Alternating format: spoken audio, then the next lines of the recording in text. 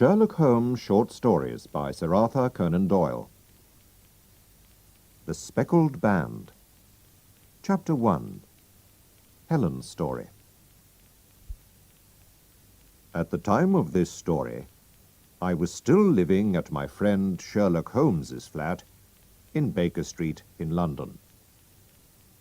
Very early one morning, a young woman dressed in black came to see us. She looked tired and unhappy, and her face was very white. "I'm afraid of death, Mr. Holmes," she cried. "Please help me. I'm not 30 yet, and look at my grey hair. I'm so afraid." "Just sit down and tell us your story," said Holmes kindly. "My name is Helen Stoner," she began, "and I live with my stepfather, Dr. Grimesby Roylott, near a village in the country. His family was once very rich, but they had no money when my stepfather was born. So he studied to be a doctor and went out to India.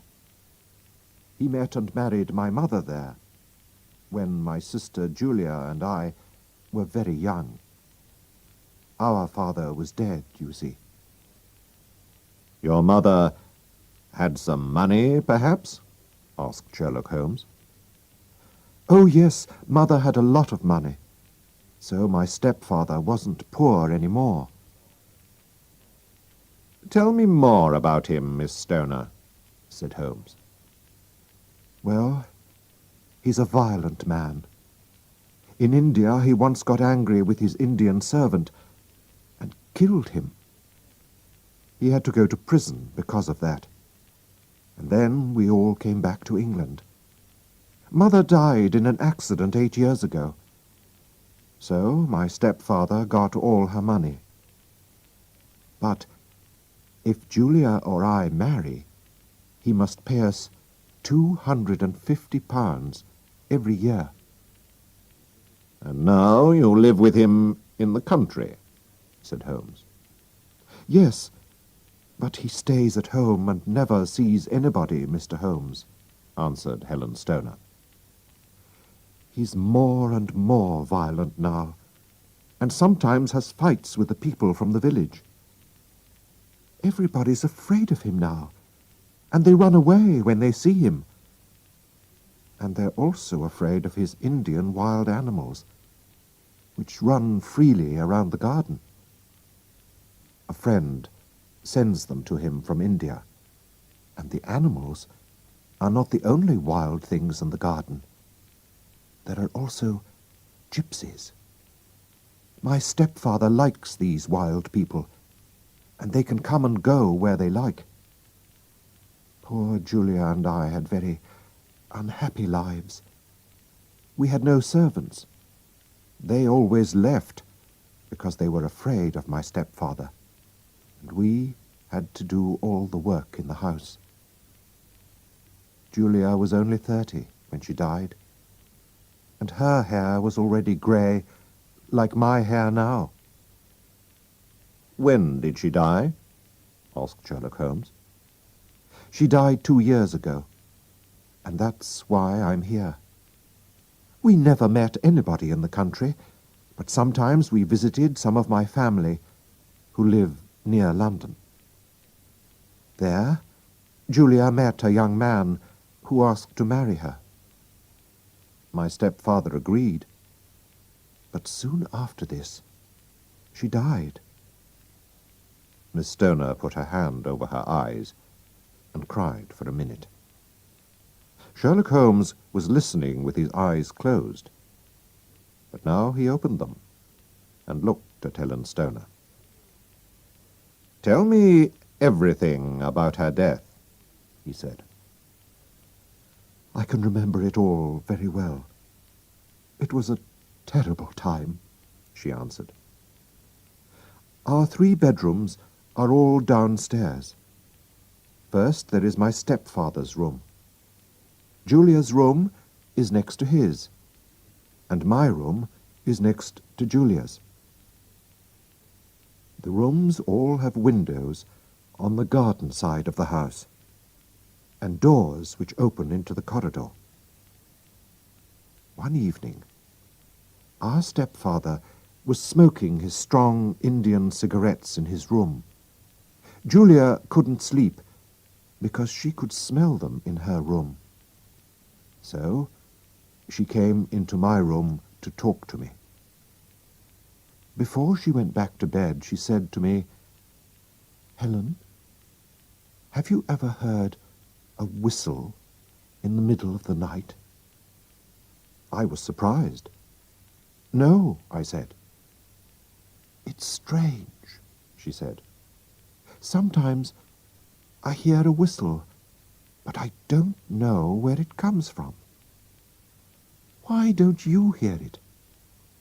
I laughed and said, "I sleep better than you do." So Julia went to her room and locked the door after her. "Why did you lock your doors?" asked Sherlock Holmes.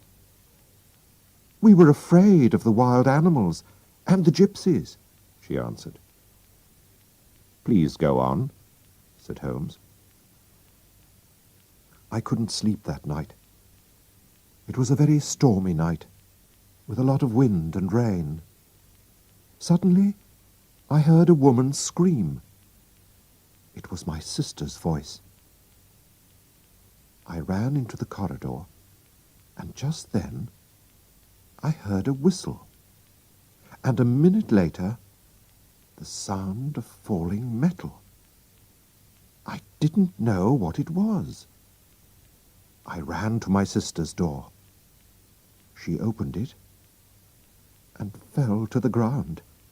Her face was white and afraid, and she was crying. "Help me! Help me, Helen! I'm ill! I'm dying!" I put my arms around her, and she cried out in a terrible voice, "Helen! Oh, my God, Helen! It was the band! The speckled band!" She wanted to say more, but she couldn't. I called my stepfather, who tried to help her, but we could do nothing. And so, my dear, dear sister died. "Are you sure about the whistle and the sound of falling metal?" asked Holmes. "I think so," answered Helen. "But it was a very wild, stormy night. Perhaps I made a mistake. The police couldn't understand why my sister died. Her door was locked, and nobody could get into her room. They didn't find any poison in her body. And what was the speckled band? Gypsies wear something like that round their necks. I think she died because she was so afraid. But I don't know what she was afraid of. Perhaps it was the gypsies. What do you think, Mr. Holmes?" Holmes thought for a minute. He said. "That is a difficult question. But please go on." "That was 2 years ago," Helen Stoner said. "I have been very lonely without my sister. But a month ago, a dear friend asked me to marry him. My stepfather has agreed, and so we're going to marry soon. But 2 days ago, I had to move to my sister's old bedroom, because some men are mending my bedroom wall. And last night, I heard that whistle again. I ran out of the house immediately and came to London to ask for your help. Please help me, Mr. Holmes. I don't want to die like Julia." "We must move fast," said Holmes. "If we go to your house today, can we look at these rooms? But your stepfather must not know." He's in London today, so he won't see you. Oh, thank you, Mr. Holmes. I feel better already. Chapter 2. Holmes and Watson visit the house. Holmes went out for the morning, but he came back at lunchtime. We then went by train into the country and took a taxi to Dr. Roylott's house. "You see," said Holmes to me, "our dangerous friend Roylott needs the girl's money because he only has £750 a year from his dead wife. I found that out this morning. But the gypsies, the whistle, the band, they are more difficult to understand. But I think I have an answer." When we arrived, Helen Stoner showed us the 3 bedrooms. We saw her room first. "Why are they mending your bedroom wall?" asked Holmes. "There's nothing wrong with it." You're right, she said. I think it was a plan to move me into my sister's room. "Yes," said Holmes.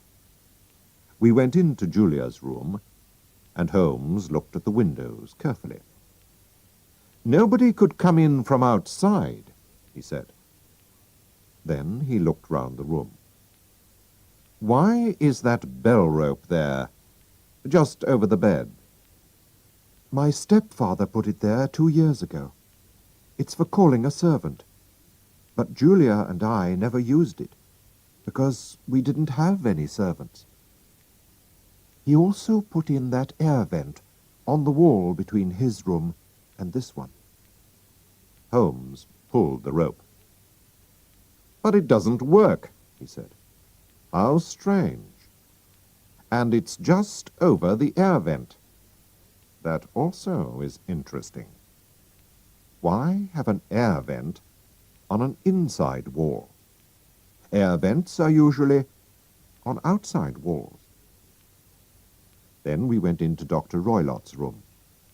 Holmes saw a large metal box near the wall.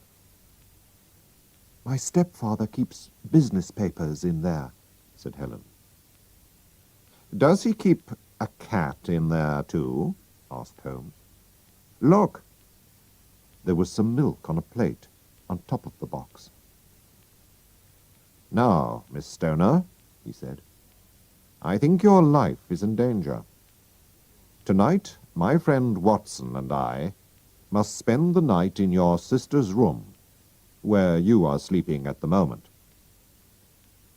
Helen Stoner and I looked at him in surprise. "Yes, we must," he went on. "We'll take a room in a hotel in the village. When your stepfather goes to bed, put a light in your sister's bedroom window and leave it open. Then go into your old room, and we'll get into your sister's room through the window.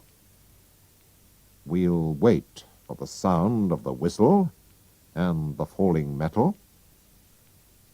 How did my sister die, Mr. Holmes?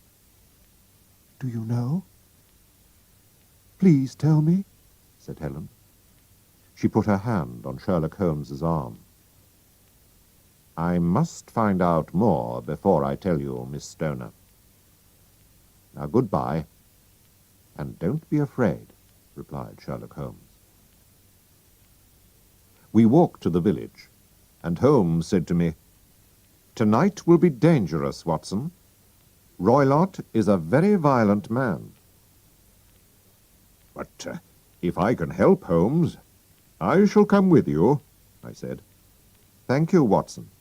I'll need your help. Did you see the bell rope and the air vent? I knew about the air vent before we came. Of course there is a hole between the 2 rooms. That explains why Helen's sister could smell Dr. Roylott's cigarette." "My dear Holmes, how clever of you!" I cried. "And did you see the bed? It's fixed to the floor. She can't move it. It must stay under the rope which is near the air vent. Holmes, I cried, I begin to understand. What a terrible crime. Yes, this doctor is a very clever man. But we can stop him, I think, Watson. Chapter 3. Death in the Night. That night we went back to the house. When we saw Helen Stoner's light, Holmes and I got in quietly through the window. Then we waited silently, in the middle bedroom, in the dark. We waited for 3 hours. Did not move. Suddenly we saw a light and heard a sound from Dr. Roylott's room.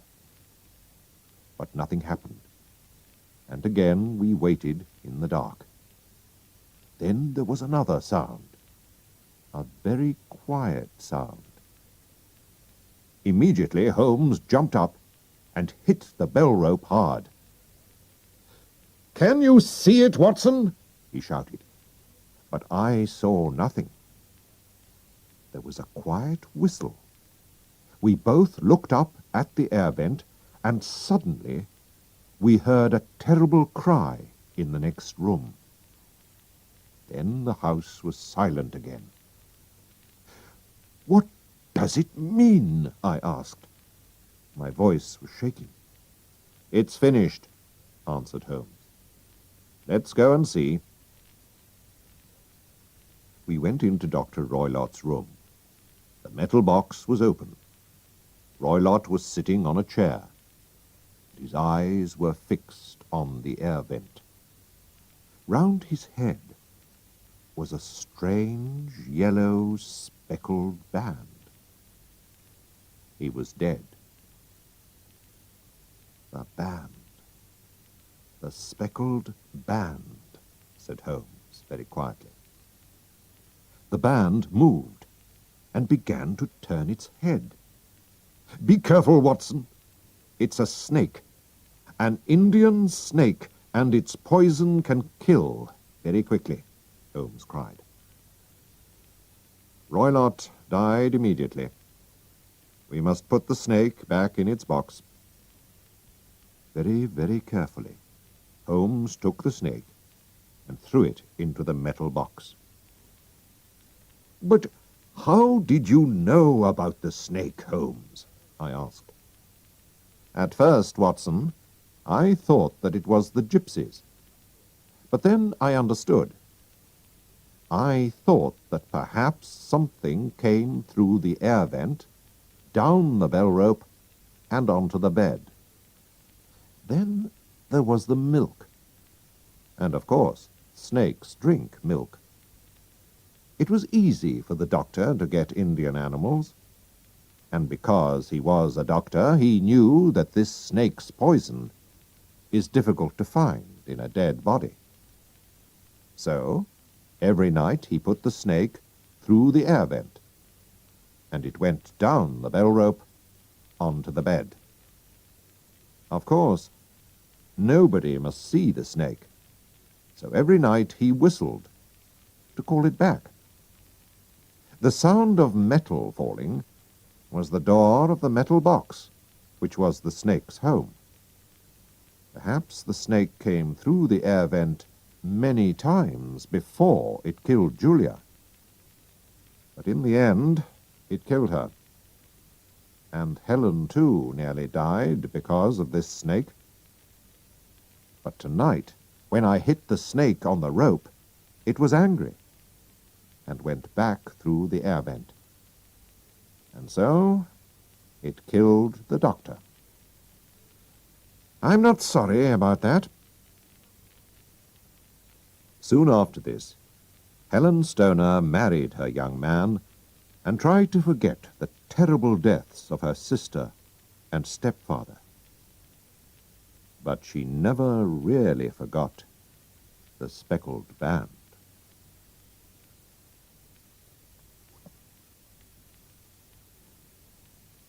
A Scandal in Bohemia.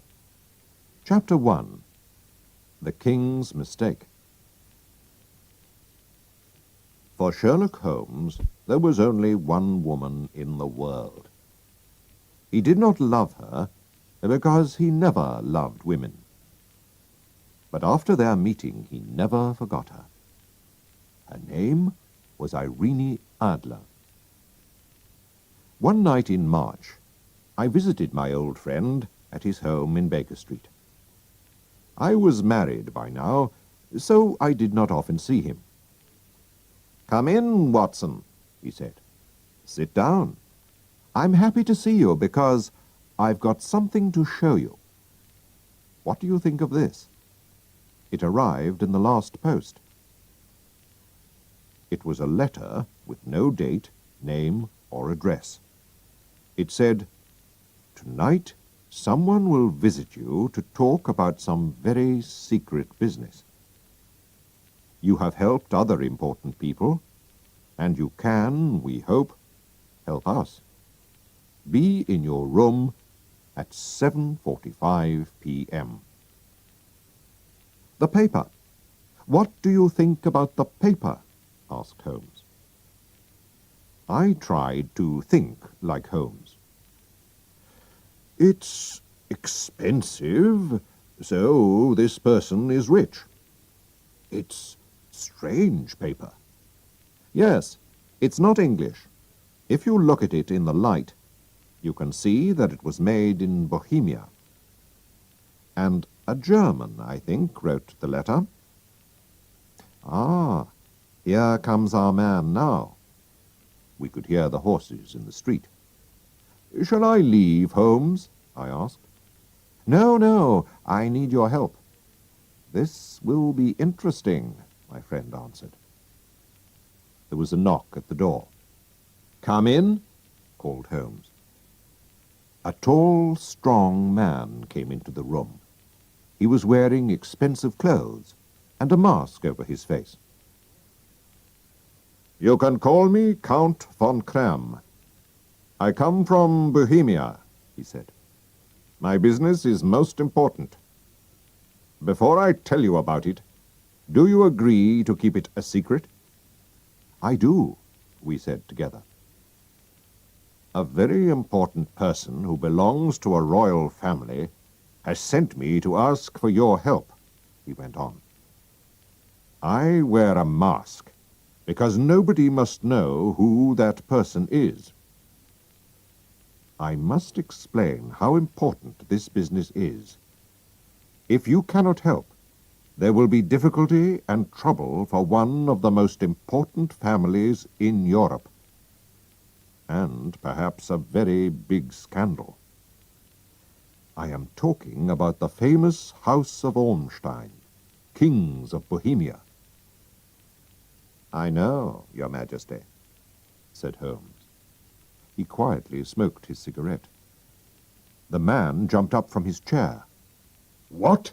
he cried. "How do you know who I am?" Then he pulled the mask off his face and threw it on the ground. "You are right. Why do I hide it? I am the king. I am Wilhelm von Ormstein, king of Bohemia. I came to see you myself because I could not ask another person to tell my story. It must be a secret. You understand?" "Very well. Go on," said Holmes. He closed his eyes and listened. 5 years ago, I met a woman called Irene Adler. We... "Ah," said Holmes. "Irene Adler, born in 1850, singer, lives in London. A very beautiful woman, I hear." He looked at the king. "You and she... you loved her for a while, and then left her. But before you left her, you wrote her some letters, perhaps. And now you want to get these letters back." "That's right." "Did you marry her?" "No."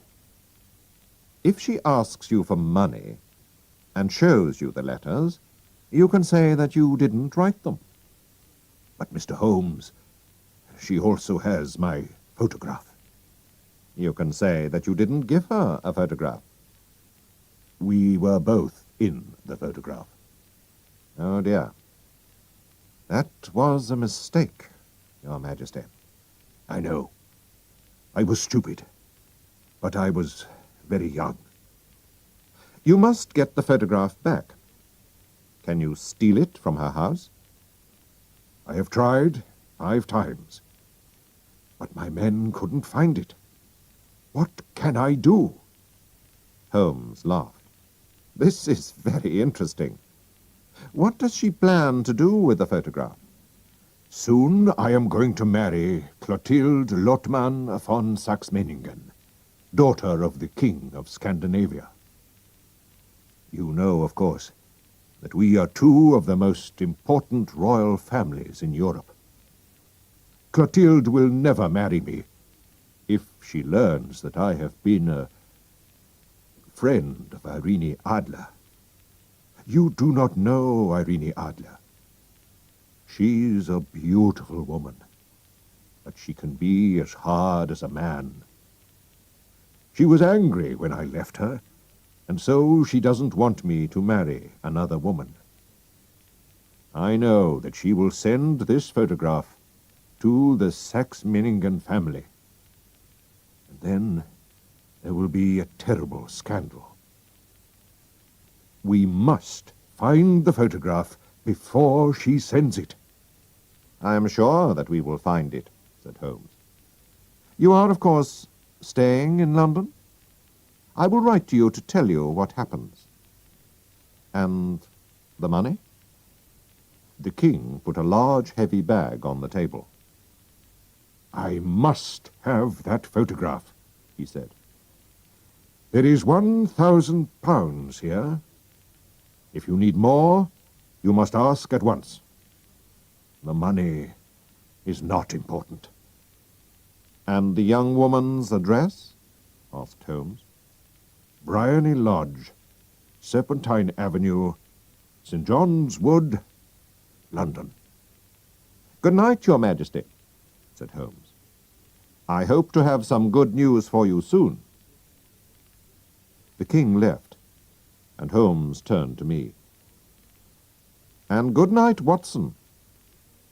Please come back tomorrow at 3 o'clock in the afternoon.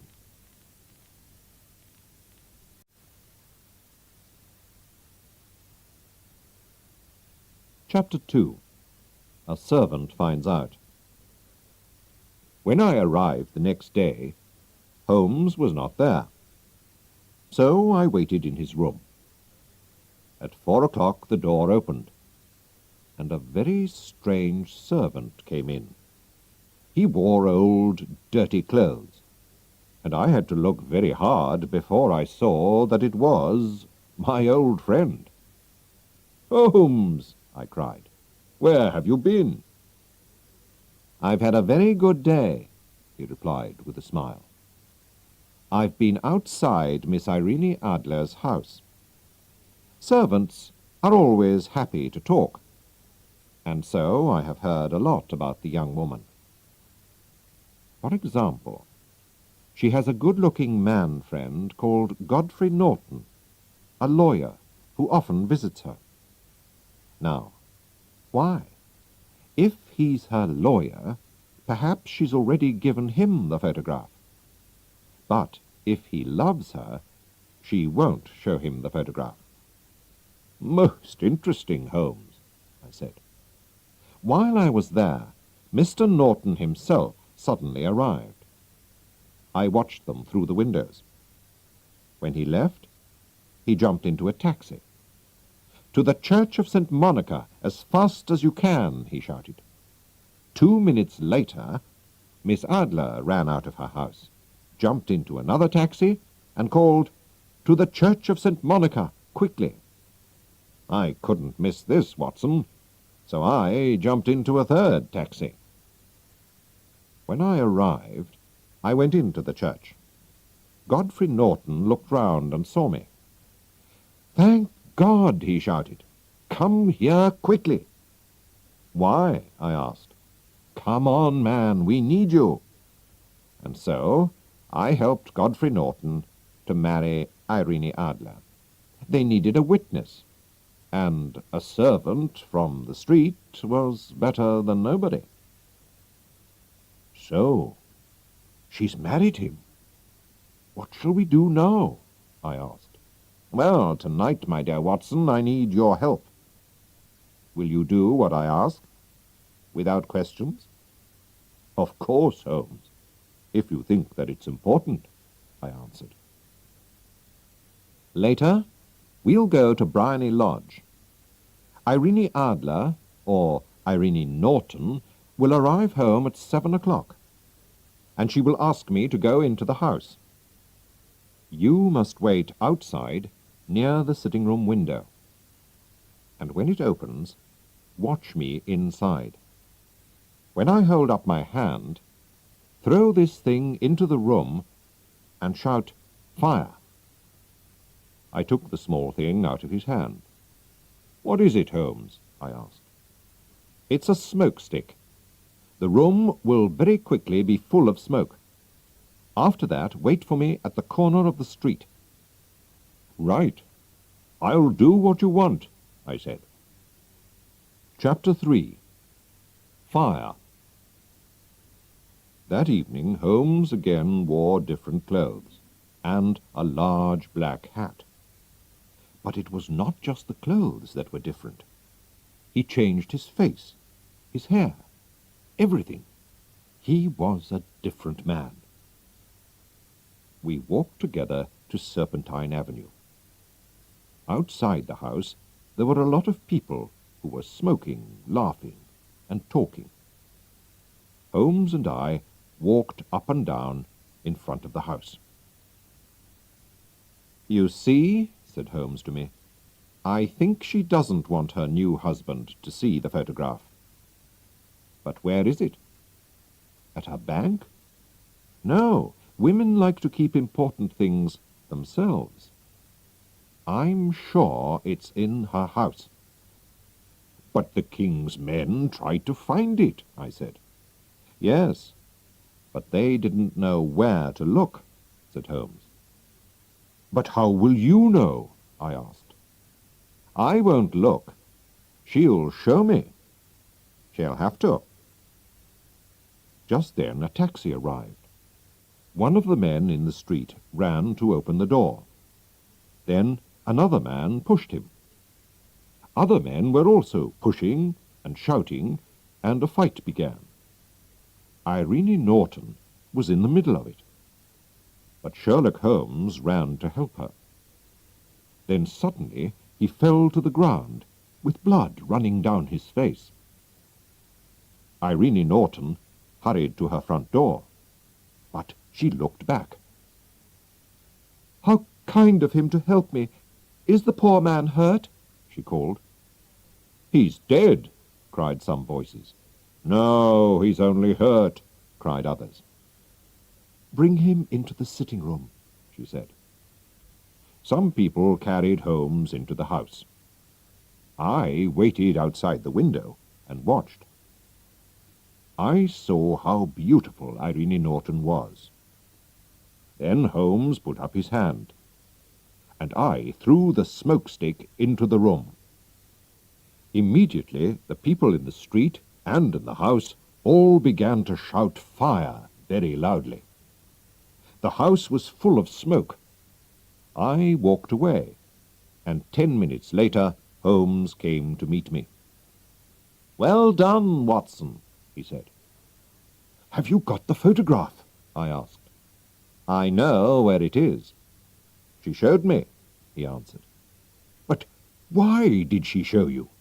"It's easy," he said, and laughed. "You saw all those people in the street? I paid them to help us. It wasn't a real fight, and the blood wasn't real.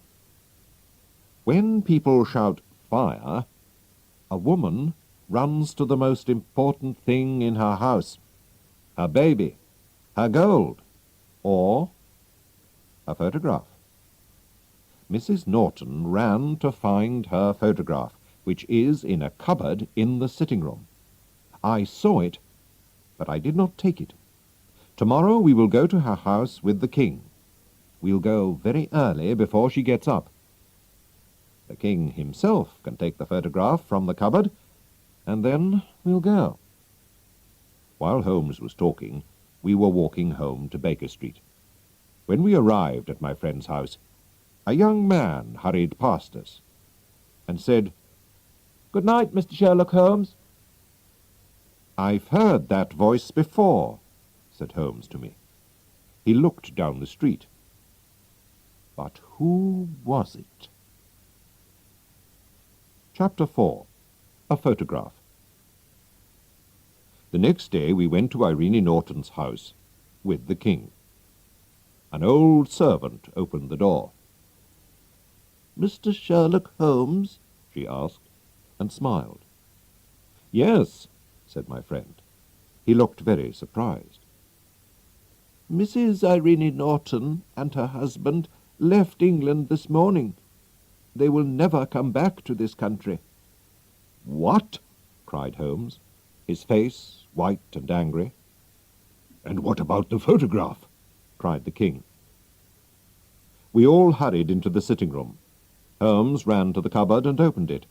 Inside was a photograph, not of Irene Adler and the king, but of the beautiful Irene alone. There was also a letter for Sherlock Holmes. We all read it together. "My dear Mr. Sherlock Holmes, you did it very well. I thought that it was a real fire, and that you were just a kind old man. But after I opened the cupboard, I began to think. I knew about the famous Sherlock Holmes. I knew your address, and I knew that the king asked you to find the photograph. So I quickly dressed as a young man and followed you home to Baker Street. I wanted to find out if you really were Sherlock Holmes. I said good night to you outside your door. My husband and I have decided to leave England. Please tell the king that I shall not show the photograph to anybody. I love my husband, and he loves me, and he is a better man than the king. But here is a different photograph, and the king can keep this photograph if he likes. Irene Norton." "What a woman!" cried the king. "Why didn't I marry her? What a woman!" "A very, very clever woman," said Sherlock Holmes coldly. "I am sorry, Your Majesty, that this business has not finished well." "No, no," said the king. "She writes that she will never show the photograph to anybody. I need nothing more than her word. There is no danger for me now. How can I thank you, dear Mr. Holmes?" "I would like just one thing, Your Majesty." "Tell me at once what it is," said the king. "This photograph." The king looked at him in surprise. "Irene's photograph?" he cried. "But of course, it is yours."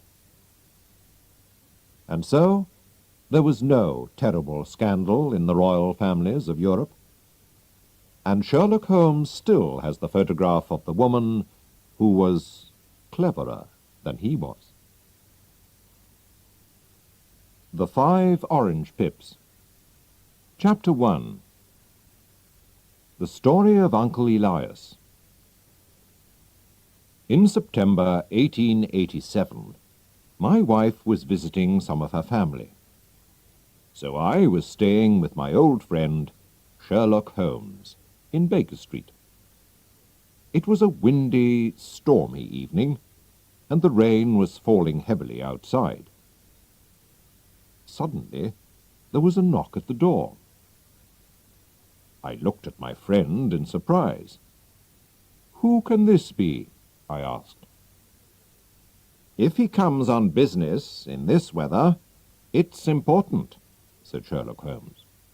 Come in, he called. A young man came in. He looked wet, tired, and worried. "I've come to ask for help," he said. "I've heard of you, Mr. Holmes. People say you know everything. I don't know what to do." "Well, sit down," said Holmes, "and tell me about yourself." The young man sat down and put his wet feet near the fire. "My name is John Openshaw. My father, Joseph, had a brother, my uncle Elias, who went to live in America when he was young. He made a lot of money there.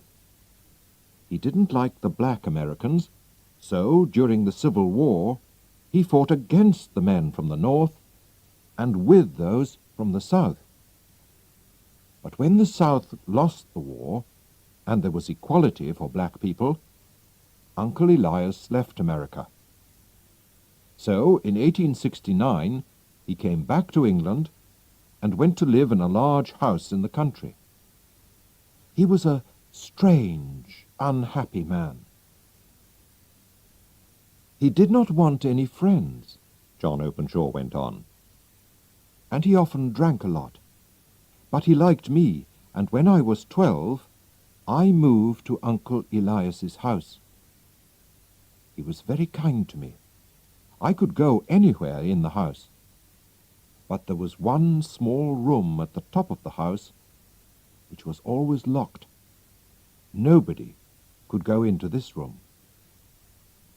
One day, Uncle Elias got a letter from Pondicherry, in India. "I don't know anyone in Pondicherry," he said. But when he opened the envelope, 5 little orange pips fell onto his plate. I began to laugh, but stopped when I saw my uncle's white face. "K, K, K," he cried. "Oh, my God, they've found me." "What do you mean, Uncle?" I asked. "Death," he cried, and ran upstairs. I looked at the envelope, which had 3 Ks on the back. There was no letter. Who sent it? And why was my uncle so afraid? Uncle Elias went immediately to the secret room and took out a box which also had 3 Ks on it. He burnt all the papers in the box and said to me, "John, I know that I'm going to die soon. My brother, your father, will have all my money and my house after my death, and you will have it all when he dies. I hope you can enjoy it, but if not, give it to your worst enemy. I'm afraid that my money brings death with it." I didn't understand what he meant, and nothing happened for a few weeks, so I did not feel so worried. But my uncle was very afraid. He stayed in his room most of the time, and drank more than before. He always locked all the doors carefully. Then one night he drank very heavily and ran wildly out of the house. And in the morning we found him dead in a river. The police said he killed himself, but I knew he was afraid to die, so I didn't think that was true. Holmes stopped the young man for a minute. "Tell me," he said, "when did your uncle get the letter from India? And when did he die?" "The letter arrived on the 10th of March, 1883, and he died 7 weeks later," answered John Openshaw. "Thank you. Please go on," said Holmes. "After my uncle's death, my father moved into the house. Of course, I asked him to look carefully at the locked room, but we didn't find anything important. Chapter 2. More pips. Everything went well until a year later, said John Openshaw. but one morning my father opened a letter to find 5 orange pips inside it. "What does this mean, John?" he asked. His face was white. "Look," I said. "There's KKK on the envelope. Those letters were on Uncle Elias's envelope too." We were both shaking and afraid. "Yes, and this time it says, 'Put the papers in the garden.'" "Which papers?" "The papers in Uncle Elias's box. He burnt them," I said. "And where does this letter come from?" my father said. He looked at the envelope. "Dundee, Scotland." "Well, I don't know anything about pips or papers. I'm not going to do anything." "Father, you must tell the police," I said. I remembered my uncle's letter from India. I was very worried. "No, they'll laugh at me. Let's just forget about it," he replied. 3 days later, my poor father went to visit an old friend who lived some miles away. But he never came back.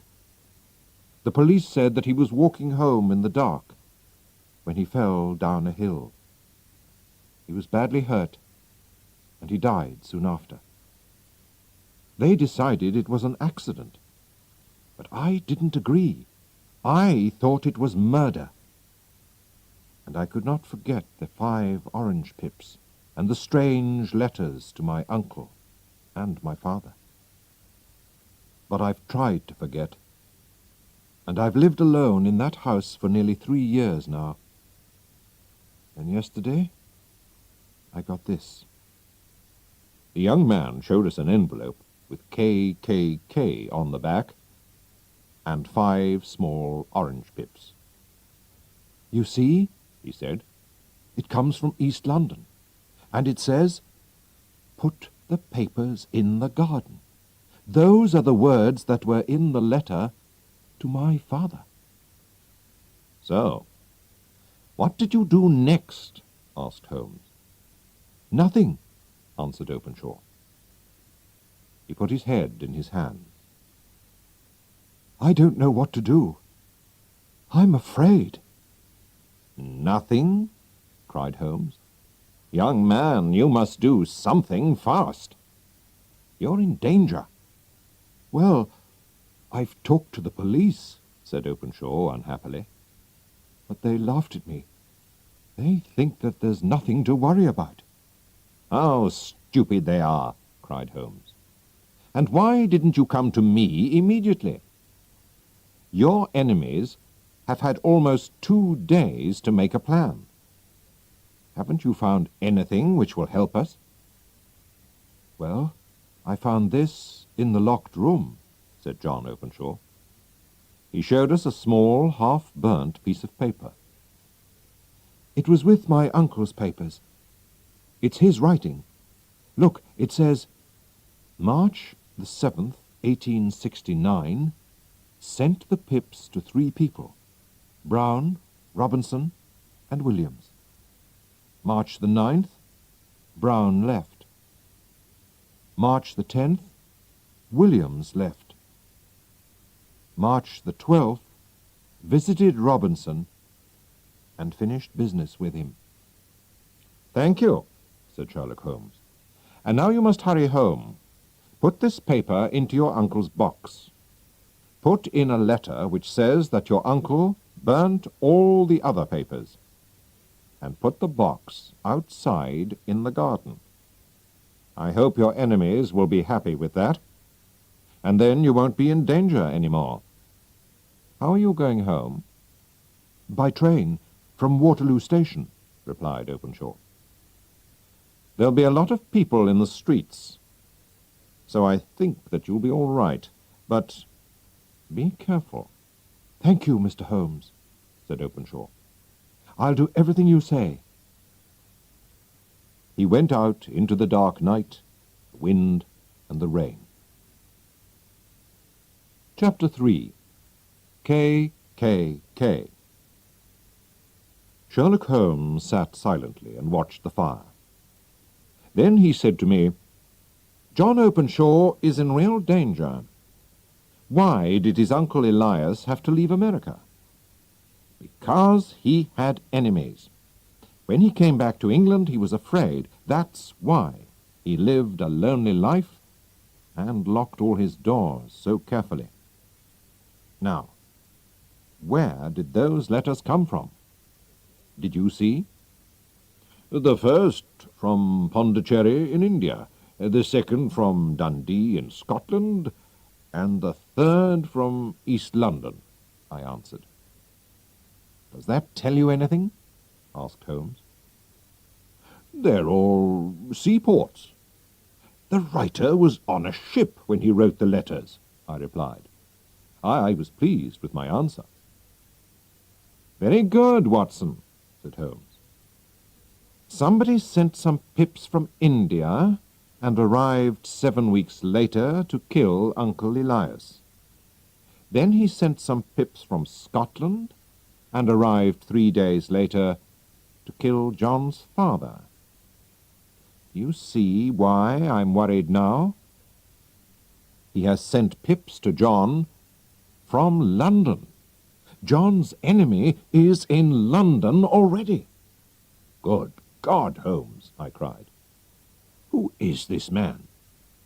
"More than one man, I think. They belong to the Ku Klux Klan. That explains the KKK. Haven't you ever heard of it? It's a very secret group of Americans from the South. They wanted to stop equality for black people and to kill anyone who didn't agree with them. The police couldn't stop them, but in 1869, Uncle Elias, who belonged to this secret group, suddenly left America with all their papers. And so the group could not go on. Of course, the group wanted to get the papers back. You remember the half-burnt paper? That was Uncle Elias's American diary. While he was working for the KKK, he sent the pips to frighten those 3 men. 2 left the country, but 1 didn't. So the KKK finished business with him. Or killed him. The KKK always worked like that." "Well, I hope they won't kill young Openshaw," I said. Chapter 4. The Last Deaths. But they did. The next morning we read in the newspaper that John Openshaw was dead. A policeman found him in the river near Waterloo Station. The police said it was an accident, but Holmes was very angry about it. "He came to me for help, and those men murdered him. I'm going to find them if it's the last thing I do," he said to me, and he hurried out of the house. In the evening, when he came back to Baker Street, he was tired, but pleased. "Watson," he said, "I know the names of Openshaw's enemies, and now I'm going to send them a surprise. This will frighten them." He took 5 pips from an orange and put them in an envelope. On it he wrote, "S.H. for J.C." I'm sending the pips not from the KKK, but from me, Sherlock Holmes, to Captain James Cahoon. His ship is called the Star. He and his men are sailing back to Georgia, USA, now. "How did you find him, Holmes?" I asked. "Ship's papers," he said. "I've looked at hundreds of them today. Only one ship, the Star, was in the 3 ports at the right times. and this morning the Star left London to sail back to Georgia. I found out that the captain and 2 of his men, all Americans, weren't on the ship last night. So I'm sure they killed poor John Openshaw. When they arrive in America, they'll get the pips, and then the police will catch them. Sherlock Holmes is a very clever detective. But he can do nothing about the weather. The winter storms at sea that year were worse than ever. And so the Star never arrived in Georgia, and nobody saw the captain or his men again. The murderers of John Openshaw did not get the pips, but in the end, death came to them.